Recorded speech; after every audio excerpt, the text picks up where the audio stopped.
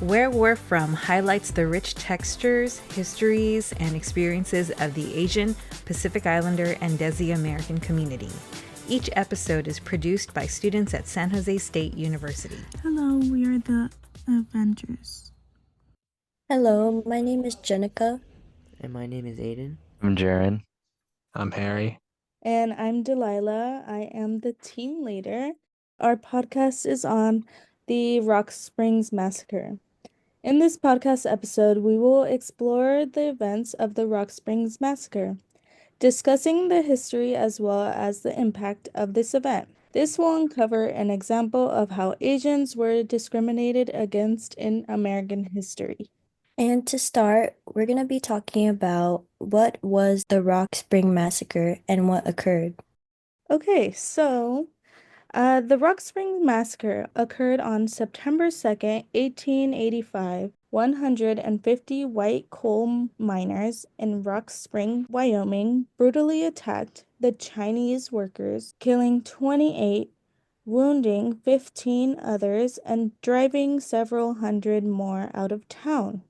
Have you guys ever heard of this event? Yes, this is my first time hearing this event. I've also never learned about this event prior to the start of the semester, and I think that it's extremely upsetting that it's pretty much been erased from history and is so unheard of. Yeah, me too. I've never heard of this prior to our research. Since it happened so close to when the Chinese Exclusion Act was passed, it really highlights the racism and discrimination towards Asians coming over to America. This makes me wonder why this event was known because of how many people were involved and makes this really overblown. Despite not being very well known compared to other similar events. Yeah, I agree with you guys. I also have not heard of this tragic event and was pretty shocked after we researched more about it. And it's sad that many students aren't educated on this part of history, almost like it's ignored. So, what was your guys' reaction to this? In my perspective, my reaction to this tragic event was feeling really surprised because I have never heard of this event before and I wanted to learn more about it. But yeah, I was also really surprised because I feel like this is such a significant moment in history for Asian Americans. It's pretty brutal. It got me surprised because I know um Asian immigrants were really discriminated, but it surprised me to see how violent they can actually be. It's very frustrating to know that nobody was truly held accountable, and all those people really just wanted to work, and they were basically wiped out just for wanting to get a job. Okay, so to continue what Delilah was saying, after the white coal miners attacked the white workers continued with their violence and grabbed more weapons from their houses, like guns and knives. And during a Chinese holiday in Chinatown, about 100 to 150 white railroad workers planned to ambush and kill the Chinese, as well with women and children's help, which is crazy. And the groups separated into groups by going into the bridges near the railroad near Chinatown and on the hills, basically surrounding Chinatown. And then the attack occurred where near the mines, white men shot and killed many Chinese workers who just appeared as if they were waiting. And from three directions, the mob attacked Chinese men from their homes and others that were just on the street, and the mob continued to stay in Chinatown, loot homes and stores, and set them on fire. And many of the Chinese immigrants have died by being found and shot or by the fires. I think that this, what occurred was strictly racially motivated as they went out of their way to attack the Chinese from all areas and destroy everything and even bring women into it, which are probably wives or children.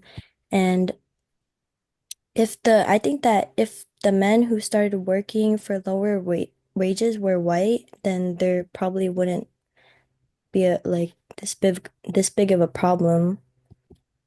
Yeah, I think if the roles were reversed, I don't think that this would have happened at all.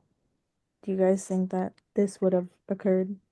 No, I don't think the killing would have happened because during this time The white workers were actually on strike, and it was because there were so many immigrants that wanted to work for less pay that they started building tension between them. All right. Well, to continue off Jenica, this was the aftermath and how it ended. Uh, Governor Francis E. Warren learned of the murders that afternoon and joined the Union Pacific officials on a special train of Rock Spring. Warren, he played a major role in helping resolve the massacre by trying to get the situation straightened out. And when Warren met with the white miners, they demanded that no Chinese people would ever live in Rock Spring again, and anyone who objected this would be killed.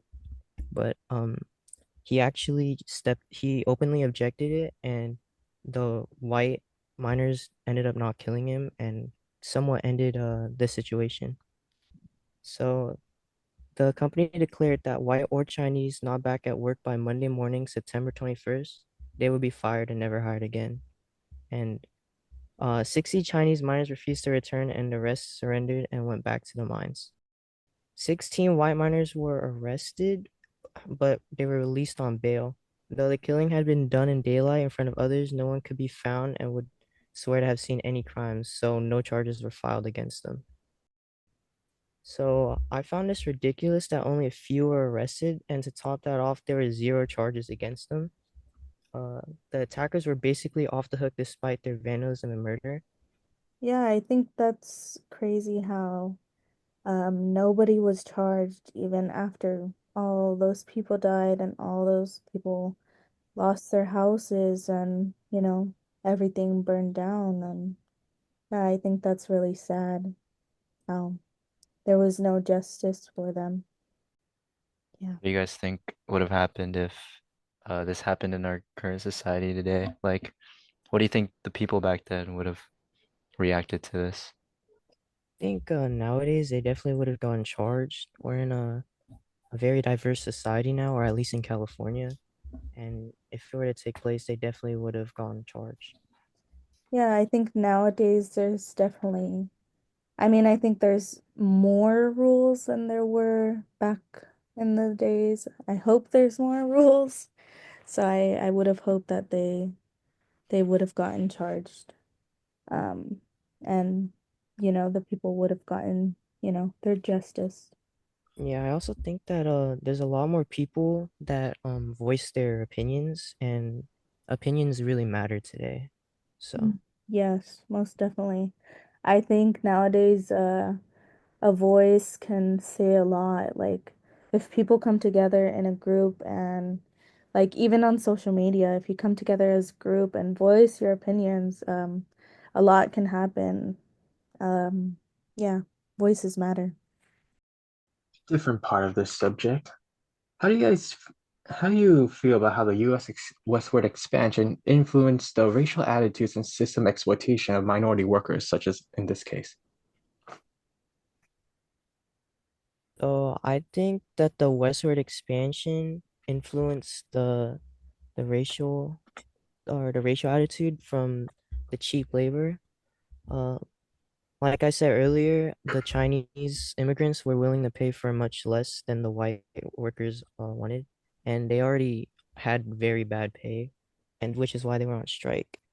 And yeah, the in my research, the Pacific Union was a mining group part of the company called Union Pacific, which is one of the two companies that built the railroads connecting from east to west during westward expansion.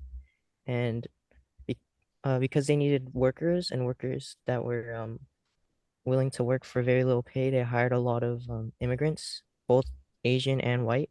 And since the immigrants were desperate for work and willing to work for little pay, the company saw them as expendable. So if anything happened, they could just replace them. Since this was during the Manifest Destiny era, the people in America which were primarily white, believed that they were meant to expand, and this fueled the racial hierarchy belief that they were on top. And I think this resulted in viewing other races, such as Chinese, as below them. These immigrants are trying to like make the white workers like look bad in front of the government, at least from the white workers people's perspective, at least, because they do the same work while taking less pay, which what might make the white workers look pretty worse compared to them. Yeah. And to go into more detail about how the Chinese immigrants were exploited during this time, in the mid 1800s, yeah, California passed laws that charged Chinese workers an extra tax, as well as later in the years, Congress passed a law that prohibited Americans from bringing any more Chinese workers into the US. However, they still needed the workers for the westward expansion.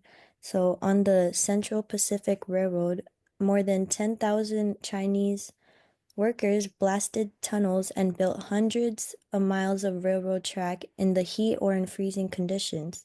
And after the railroad was complete, the Chinese Exclusion Act of 1882 created an anti-Chinese mood in Rock Springs. So even though the Chinese immigrants needed the work, they obviously weren't cared for, and they were just exploited during the construction of the railroad, along with facing intense racial prejudice. For the next topic, what significance did the outcome of the Rock Spring Massacre have on today's society? So, going on to the topic, the Rock Springs Massacre is an example of how certain historical events have been underrepresented and overlooked in mainstream narratives. By bringing up this event, we not only honor the victims and communities affected, but also gain a clearer understanding of how issues in race, labor, and immigration continue to shape contemporary society. Despite not being as well known as other events, racial tension such as this are still occurring in today's society, as anti-Asian crime still occurs.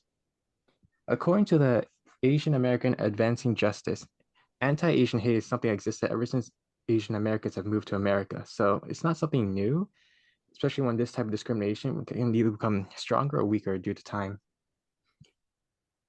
I feel like America feels like Asians in the past were like foreigners entering their homes, like how people don't like change in life, especially when it doesn't benefit them. They try to exclude them, but I feel like after like a few more generations, this sort of anti-Asian hate will slowly like grow out and become weaker as people get more used to it. Well, adding on to that, we can definitely see relations to how the federal government has failed to provide efficient support and that they continue to make the same mistakes they did in past history. We can see through the FBI website that they have failed to regard hate crimes. According to the FBI themselves, participation is voluntary, and they claim that they work closely with law enforcement and major law enforcement organizations to encourage agencies to share this important data. However, we need to ask, what steps are they taking to ensure that there is actually accurate data? According to the Southern Poverty Law Center, in 2023, more than 2,000 jurisdictions did not report any data, and 80% of those that did report affirmatively reported zero hate crimes. The absence of data means that we are not truly able to understand the effects of hate crimes in our society. Are these collections even significant? How can we move forward as a society if we do not face these problems correctly? Well, we learned more about the Rock Spring Massacre as not just a tragic event for Chinese immigrants involved, but it also serves as an example for racial tension between different groups, where it went beyond just conflict over labor roles.